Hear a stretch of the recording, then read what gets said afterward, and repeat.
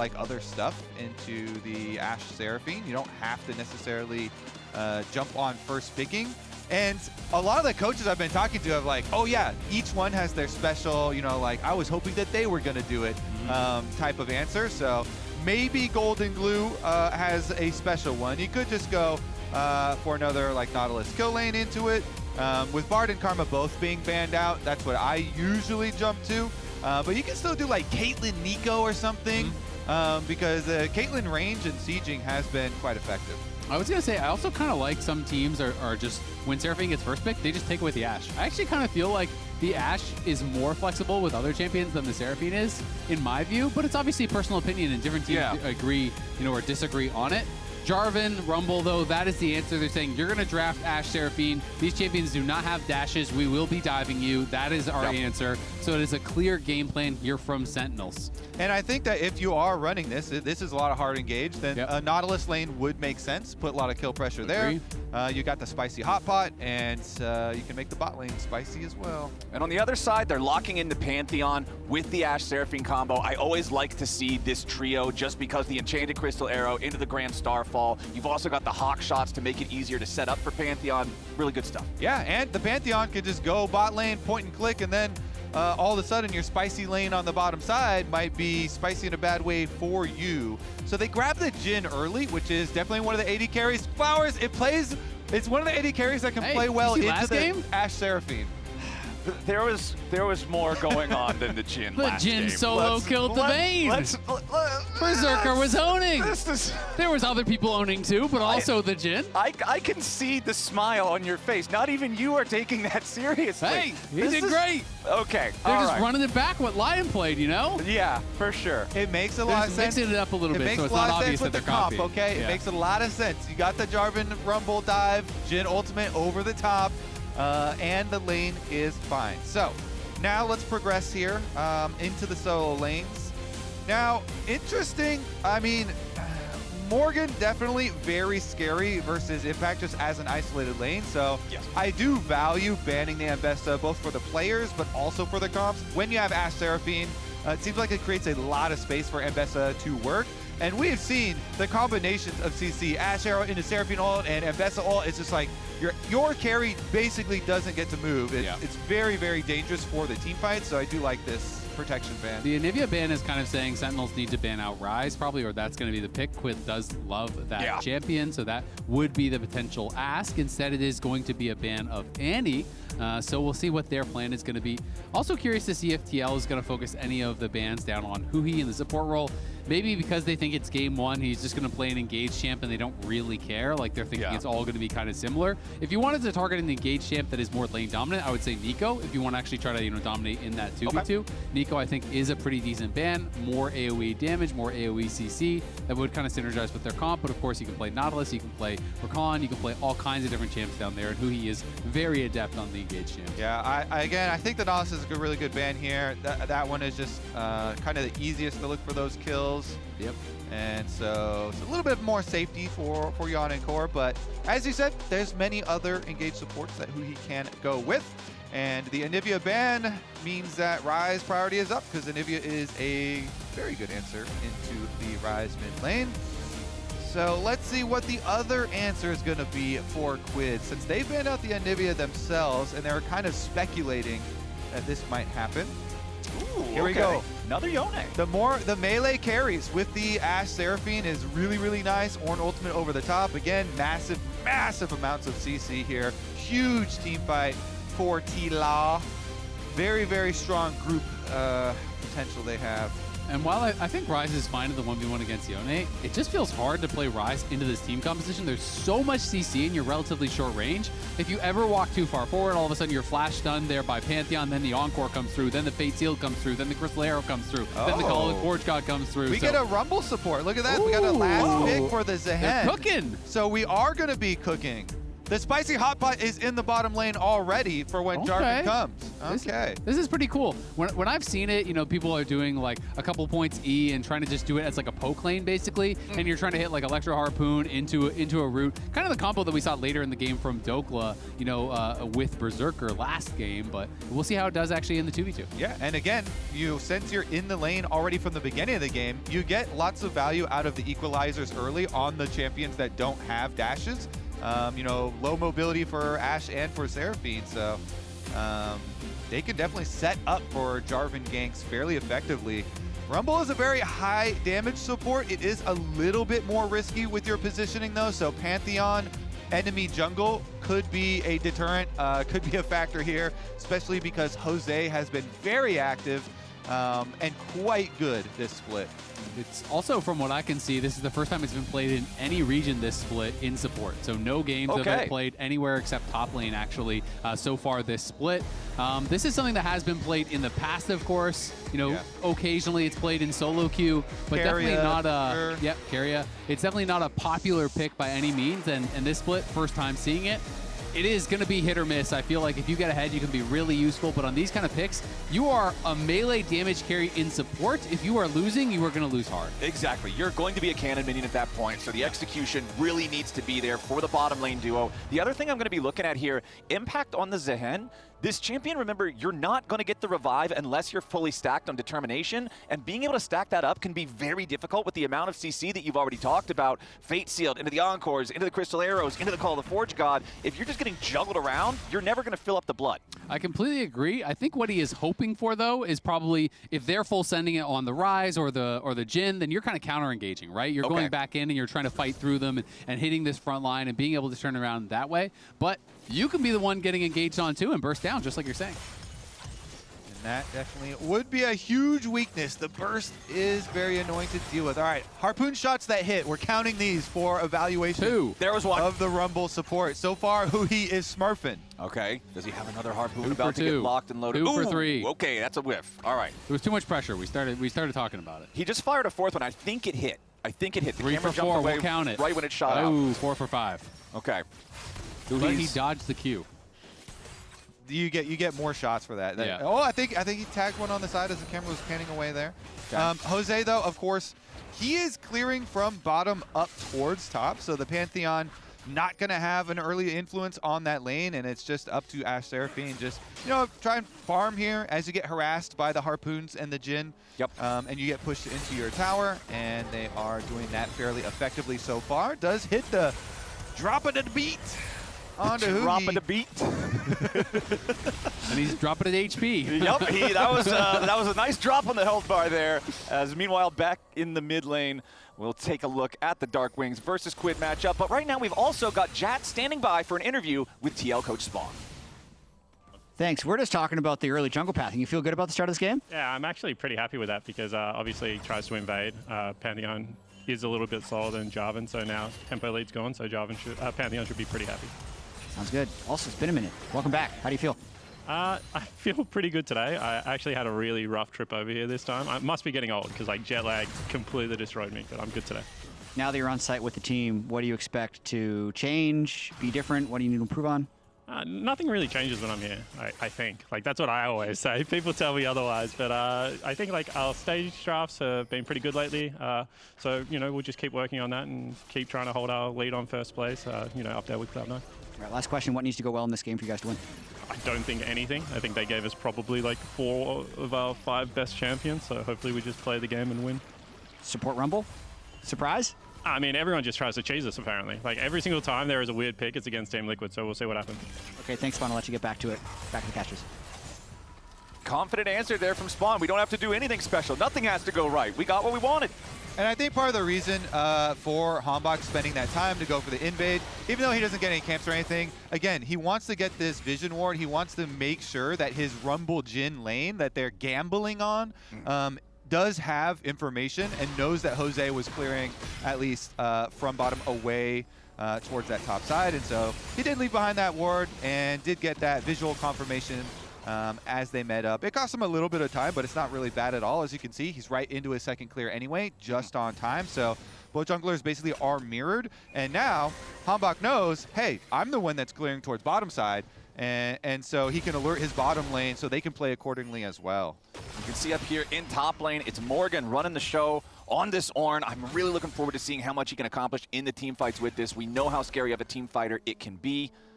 Yeah, and Morgan has already used his teleport, so Impact's just trying to hold the wave as much as he can. If he can prevent him from crashing this wave, you know, trade as low as you can without dying, then you want to TP back. That is where things can get really good. But you have to be careful when you're getting this low to not actually die. But if you can prevent the wave from crashing, TP back in, sometimes you can actually get the Ornn stuck in lane. Right now, Impact is really pushing Morgan back. The healing that Zaahen is able to get there with the grass proc alongside what's built into the kit is very effective at keeping that HP high enough to stay around. Huhi does get caught by the beat drop here yet again, and that's the majority of his health bar just gone. Scrap shield plus the flash to try to escape. Yeon's ready to follow with a focus fire. First blood goes back over to CoreJJ as Yeon barely gets out, but Rahel makes sure it's an even trade. Yeah, he gets him. He does end up having to burn the flash, and they are going to be like +1 summoners, or +2 actually for CoreJJ. His heal will be back up earlier since he had used it during lane phase. So they get the kill onto the Rumble support, but you're losing minions to the tower afterwards because AD carry got killed. On the side of Sentinels, they still get to Rahel. Rahel still gets to push in. But Yeon does not get that extra farm. Yeah, exactly. And the kill went to Seraphine, not to Ashe, whereas it went to Jhin on the other side. So it actually turns out pretty good for them. As huhi walks forward, this is the combo. You get the auto attack from the Ashe, which gives you the slow application. Then the double E gets a stun. They flash in, but look at the damage. When you overheat on Rumble, support, top, doesn't matter. You are going to do a lot of damage. He has the ignite, turns, fights. Rahel flashes in, does get that kill back. And it's really good in the short term. The question is, can you use those sums to get more later? OP. It is OP, huh? It's very infrequently used, as we went over, at least this year. And not even super frequently in the previous year, but huhi here, a lot of unique champions. This is the first time he's playing Rumble. 0 career Rumble games so far, and he has the 3rd most unique champions played in Tier 1 across the whole world. I'm assuming that's what that says, so pretty impressive stuff that now he's adding yet another one to the pool. Yeah, it is really cool, right? And he is a player who, you know, if you're a newer fan, he's been playing support for so long, a lot of newer fans don't even realize he was a mid laner, right? Yeah. And that is going to give you the advantage, you know, having a lot of those unique champs. Because you have played across a lot of different eras and a lot of different roles. So one thing that I'm going to be watching now, because Josedeodo is level 6 and Yeon is just about there, like 90% EXP. I feel like one of the things people really like to do with this Pantheon Ashe combo, when Ashe takes her recall, you just fire the arrow down mid, especially against a champion like Ryze that doesn't have an easy way to try to react to it without having to spend flash. And then if you hit, it's just Grand Starfall plus Yone over the top. There's no way to get out. I think it could be really strong, but I also think when Rumble has no flash and Jhin has no flash or cleanse, I feel like you could just almost point and click, go down bot, and have him join there, you know? No necessarily a reason to actually just risk doing that long-range shot, because you can just gank through lane, and I feel like it'll probably be pretty effective. Let's see if HamBak can make anything happen around this mid lane. He does have to sweep out this ward placed down by TL, so no opportunity for the Jarvan to unleash the Cataclysm here just yet, but he will maintain control over the Dragon Pit here with a control ward. huhi level 5, Rahel level 6. That Rumble very, very close to unlocking the ultimate, and I'm really curious how well they'll be able to use that to continue trying to win these fights with the OP Rumble support. And Yeon has a hawk shot ready to use at the moment as well. Looks like they're going to go for the recall, but they could pop it over towards the dragon as he does get his recall off, and the dragon is started off here by HamBak. So there it goes. They're going to get alerted, but they're not going to do anything about it. It's just, oh yeah, they're on it. You have time to go cross-map here. Pantheon could get some grubs or something. Yep. Impact's in a bit of a weird spot now. I was talking about it earlier, but one of the kind of weird dynamics sometimes about top lane is if you try to hold your TP to punish after the TP and then TP back and lane lock them, your teleport is so much delayed from the cooldown of where the Ornn is. So the Ornn TP'd back, and now Ornn has full prio in top lane because Impact's teleport wasn't back. So he just TP'd back with full health, bullied him out, and now Impact has to base, and you're losing a plate. While down in bottom lane, Equalizer drops. HamBak shows up, but Yeon and CoreJJ get themselves back to safety with the heal there from the Seraphine. Curtain Call doesn't accomplish a whole lot, so really HamBak's presence not paying off very big down the bot side. Yeah, not much damage there. They just kind of walk over the edge of the Rumble ultimate, and Seraphine shielding did a lot of that. So that's 2 ultimates invested from Sentinels without gaining very much at all. DARKWINGS, though, has been able to, you know, get some decent trades on the QUID, despite him being down in CS. Yeah, and this is almost one more auto, and it's going to be a second plate for Morgan. Now he's up almost 400 gold against a Grasp Zaahen. This is not even a Conqueror Zaahen that's going more for the scaling rune. So I think, you know, Impact tried to get a situation early where he could lane lock him. That didn't work, and then he completely ruined his tempo because he had the much later teleport cooldown. Morgan TP'd back, and now Impact's in a bit of a bad spot. You know, you're in this matchup where you're wanting to be, you know, bullying this Ornn. You're taking the Grasp to be able to scrap with him early. And Morgan has played it very, very well. And the enemy team has so much CC that it could be very difficult, like for Impact to even stack his passive up for the team fights later. You can get CC locked, you can get bursted down, as we were mentioning earlier. So maybe the Jarvan there could turn. There's a ward for Morgan, so the ward is going to see HamBak. Morgan is still fine here. He's going to come down and just keep vision on HamBak, stop his recalls, harass him, make sure enemy jungle pressure is absorbed for as long as possible. And look at the minimap, even Yone gets a push up on mid. Pantheon's going for a wrap around towards bottom. Let's see if Josedeodo can accomplish what HamBak couldn't and make something happen down here in the bottom lane. Yeon and Core about to crash this wave. Huhi has 5 seconds left on the equalizer. Could be a big game changer in preventing a tower dive.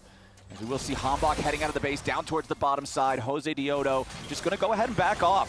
Discretion being the better part of valor on this one, and they're not going to send the tower dive. Yeah, I think that is the right choice. If you dive there and HamBak shows up and you have the equalizer, that could be a complete disaster. So they don't find the angle to make the play. And they just shot the hawk shot straight up there. We saw the hawk shot go through, so good information gathering first before you take any risks. And it looks like a little sense of deja vu down here as HamBak tries to show up yet again. The equalizer doesn't do enough to stop the retreat of Yeon and Core, and they just kind of walk it off. And that one, honestly, is on Rahel again. He missed the Deadly Flourish. If your Deadly Flourish is on point, at least you got a flash or something, right? Yeah. Because they're trying to set this up with equalizer into Deadly Flourish, which allows HamBak to get in range for flag and drag. And if you get hit by one, you're going to get hit by all of it, right? And that's kind of what they're banking on. But when you drop the equalizer and the Deadly Flourish misses, you look kind of silly. Like, it's just a wasted ultimate. They just walk it out and nothing happens. Plus, without that equalizer around, that's just that much less care, that much less respect that Yeon and Core have to give towards Rumble support alongside this Jhin combo. Back up in the top side, though, didn't get to comment on it a moment ago when it first occurred, but that MasterCard power spike there from Morgan, completing the Thornmail when you're up against this pure physical enemy champion and a pure physical damage jungler, I feel like Morgan's just not afraid of anything Sentinels has to throw at him right now. Maybe he'll be afraid of the support Rumble magic damage later, huh, Flowers? Okay, maybe support Rumble will be the boogeyman in the closet to try to scare He's going to side lane against him. Yeah. He's going to roast him up. All right, that's going to be the answer for Rue the Ornn. day you underestimated the support Rumble. All right, Morgan's going to have his himself tested once he comes face to face with that Rumble. But you know what? We might actually see them come face to face sooner than later because it's 60 seconds until the next Drake spawns. Morgan has his teleport ready to go. Impact has his as well. So if the teams want to fight over this one, we could get a much larger fight than we've seen so far in the game.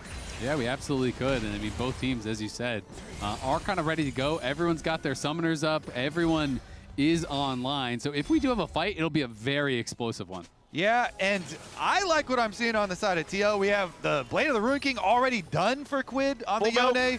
That is, it is huge for him. And man, the ultis that they will bring to this fight. Now Kraken also done for Yeon. So, you know, everybody basically on the full item power spikes except for Impact. No Trinity Force, which is a fairly expensive one. Yep.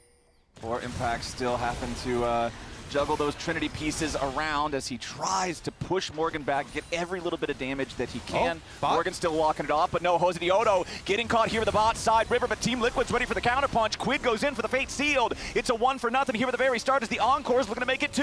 Huhi tries to flash away, but the Pantheon's ready to follow. Josedeodo chasing him down. Enchanted Crystal Arrow is going to guarantee it, and Team Liquid picks up a couple.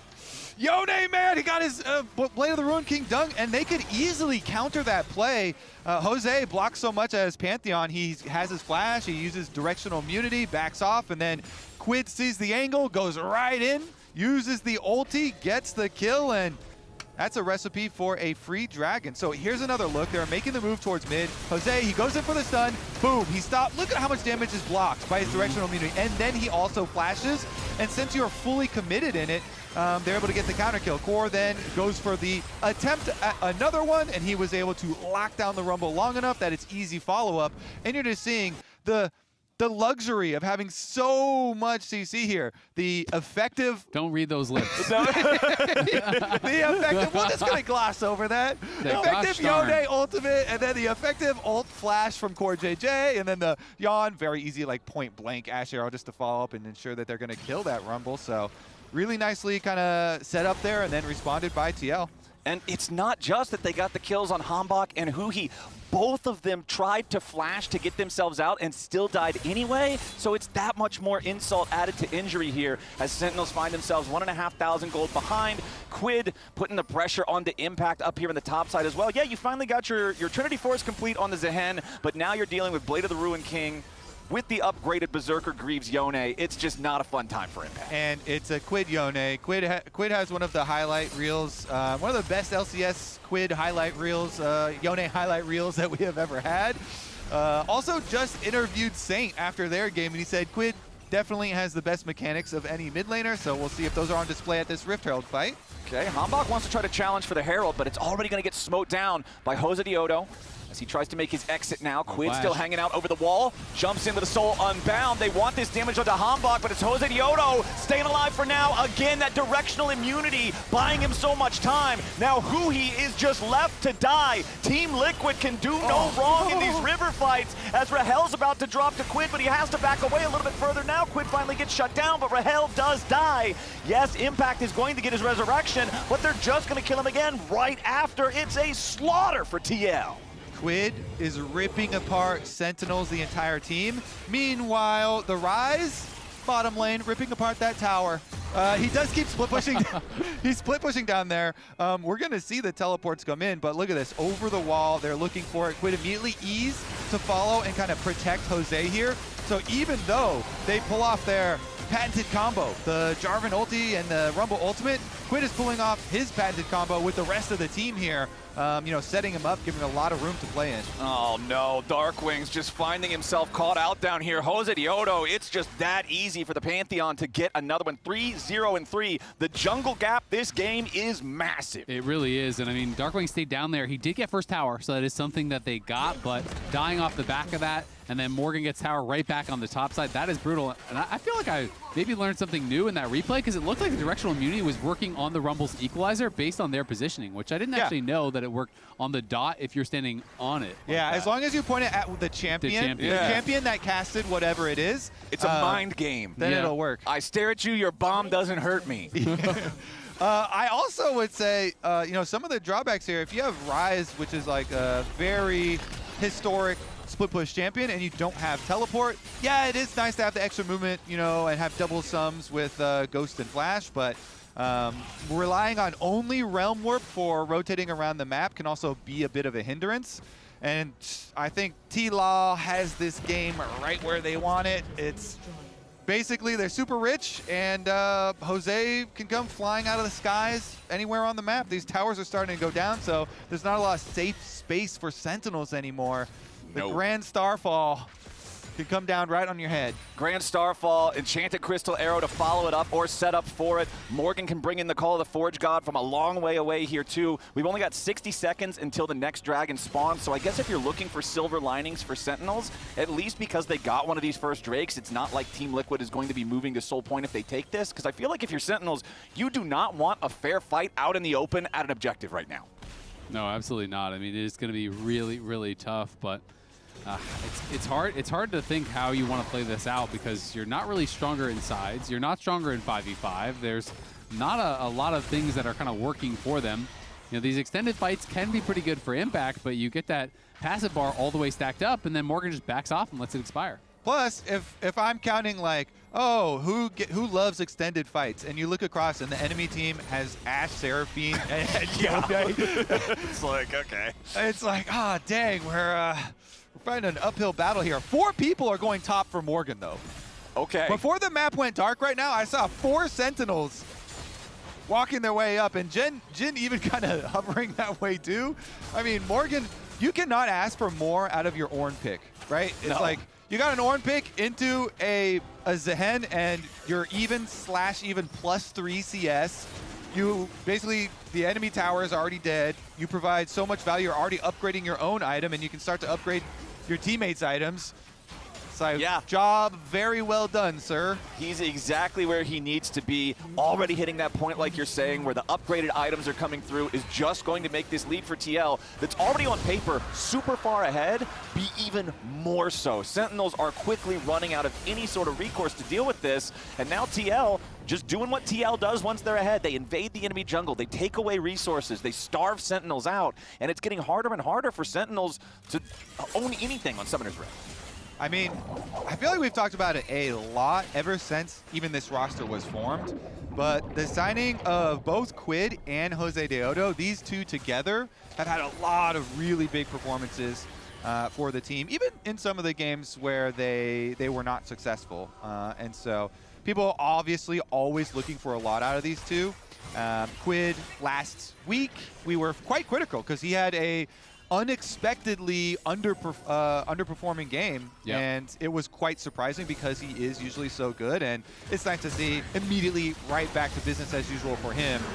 Oh, and here comes the Wombo combo. Call of the Forge God into the Grand Starfall. DARKWINGS' Ryze is just not participating in this first game, but Josedeodo's Pantheon is racking up kill after kill. 5-0-3 now, 8 out of 10 kill participation. The guy is just making play after play, and now with the enemy team's support and mid laner down, Team Liquid's just taking the opportunity to start up a 20-minute Baron, while QUID is in a 1v2 against Rahel and HamBak, and he's winning. Morgan shows up just to make sure that Sentinels stays as far away from the Baron pit as possible, and TL is going to get this one for free. Yeah, I mean, this tells you everything you need to know about the game. There's 2 Sentinels wards on the 20-minute Baron, and they still can't go there. Yeah, you just have to stay all the way away from it.